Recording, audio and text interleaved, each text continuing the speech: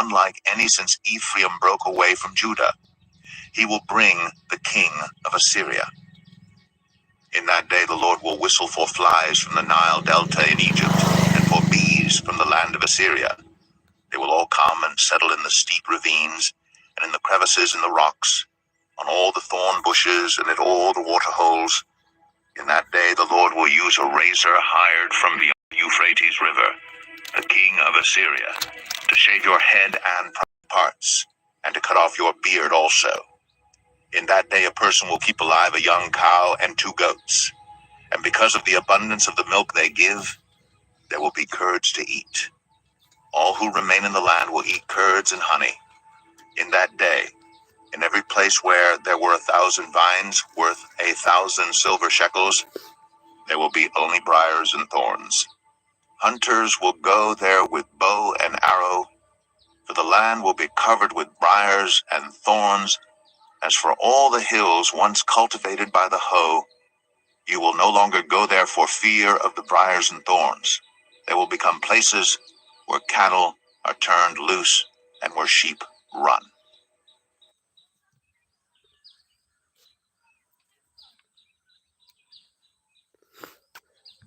Hello, hello, welcome to my YouTube channel. Hello, friends and family, and my YouTube channel subscriber, friends and family. Welcome to my YouTube channel. Welcome to my YouTube channel. Please listen to me, and I go to fast blogging and live all friends and family. Please look and listen, please. Thank you very much. Careful.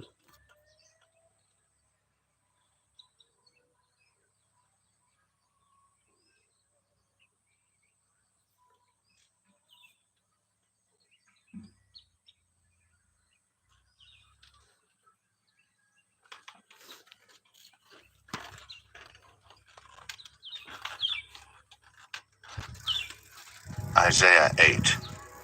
The Lord said to me, "Take a large scroll and write on it with an ordinary pen, Maher Shalal Hashbaz." So I called in Uriah the priest and Zechariah son of Jeberechiah as reliable witnesses for me. Then I made love to the prophetess, and she conceived and gave birth to a son. And the Lord said to me, "Name him Maher Shalal Hashbaz. For before the boy knows how to say my father or my mother, the wealth of Damascus and the plunder of Samaria will be carried off by the king of Assyria." The Lord spoke to me again, "Because this people has rejected the gently flowing waters of Shiloah, and rejoices over Rezin and the son of Remaliah, therefore the Lord is about to bring against them mighty flood waters of the Euphrates, the king of Assyria with all his pomp. It will overflow all its channels, run over all its banks, and sweep on into Judah, swirling over it, passing through it, and reaching up to the neck. Its outspread wings will cover the breadth of your land, Emmanuel. Raise the war cry, you nations, and be shattered. Listen, all you distant lands. Prepare for battle and be shattered. Prepare for battle and be shattered. Devise your strategy, but it will be thwarted. Propose your plan, but it will not stand, for God is with us. This is what the Lord says to me with his strong hand upon me, warning me not to follow the way of this people. Do not call conspiracy everything this people calls a conspiracy. Do not fear what they fear, and do not dread it. The Lord Almighty is the one you are to regard as holy. He is the one you are to fear. He is the one you are to dread. He will be a holy place for both Israel and Judah. He will be a stone that causes people to stumble, and a rock that makes them fall. And for all the people of Jerusalem, he will be a trap and a snare. Many of them will stumble, they will fall and be broken. They will be snared and captured. Bind up this testimony of warning and seal up God's instruction among my disciples. I will wait for the Lord, who is hiding his face from the descendants of Jacob. I will put my trust in him. Here am I, and the children the Lord has given me. We are signs and symbols in Israel from the Lord Almighty, who dwells on Mount Zion. When someone tells you to consult mediums and spiritists who whisper and mutter, should not a people inquire of their God? Why consult the dead on behalf of the living? Consult God's instruction and the testimony of warning.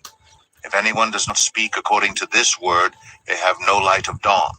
Distressed and hungry, they will roam through the land.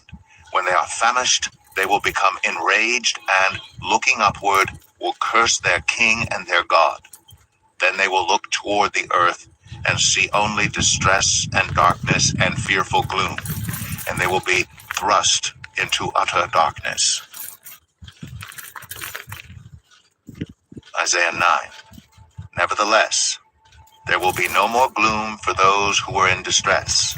In the past, he humbled the land of Zebulun and the land of Naphtali. But in the future, he will honor Galilee of the nations by the way of the sea beyond the Jordan. The people walking in darkness have seen a great light. On those living in the land of deep darkness, a light has dawned. You have enlarged the nation and increased their joy. They rejoice before you as people rejoice at the harvest, as warriors rejoice when dividing the plunder. For as in the day of Midian's defeat, you have shattered the yoke that burdens them, the bar across their shoulders, the rod of their oppressor.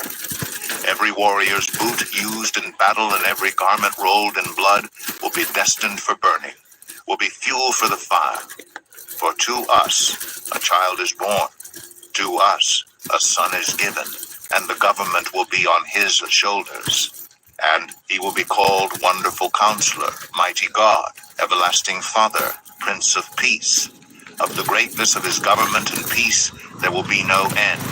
He will reign on David's throne and over his kingdom, establishing and upholding it with justice and righteousness from that time on and forever. The zeal of the Lord Almighty will accomplish this. The Lord has sent a message against Jacob. It will fall on Israel. All the people will know it, Ephraim, and the inhabitants of Samaria, who say with pride and arrogance of heart, the bricks have fallen down, but we will rebuild with dressed stone.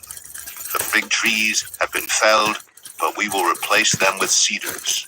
But the Lord has strengthened Rezin's foes against them and has spurred their enemies on. Aramaeans from the east and Philistines from the west have devoured Israel with open mouth. Yet for all this, his anger is not turned away. His hand is still upraised. But the people have not returned to him who struck them, nor have they sought the Lord Almighty. So the Lord will cut off from Israel both head and tail, both palm branch and reed in a single day. The elders and dignitaries are the head. The prophets who teach lies are the tail. Those who guide this people mislead them, and those who are guided are led astray. Therefore the Lord will take no pleasure in the young men, nor will he pity the fatherless and widows. For everyone is ungodly and wicked, every mouth speaks folly. Yet for all this, his anger is not turned away. His hand is still upraised. Surely wickedness burns like a fire. It consumes briars and thorns. It sets the forest thickets ablaze, so that it rolls upward in a column of smoke. By the wrath of the Lord Almighty, the land will be scorched, and the people will be fuel for the fire. They will not spare one another. On the right they will devour, but still be hungry. On the left they will eat, but not be satisfied. Each will feed on the flesh of their own offspring. Manasseh will feed on Ephraim, and Ephraim on Manasseh. Together they will turn against Judah. Yet for all this, his anger is not turned away. His hand is still upraised. Isaiah 10. Woe to those who make unjust laws, to those who issue oppressive decrees, to deprive the poor of their rights and withhold justice from the oppressed of my people, making widows their prey and robbing the fatherless. What will you do on the day of reckoning, when disaster comes from afar? To whom will you run for help? Where will you leave your riches? nothing will remain but to cringe among the captives or fall among the slain. Yet for all this, his anger is not turned away. His hand is still upraised. Woe to the Assyrian, the rod of my anger, in whose hand is the club of my wrath. I send him against a godless nation. I dispatch him against a people who anger me, to seize loot and snatch plunder, and to trample them down like mud in the streets.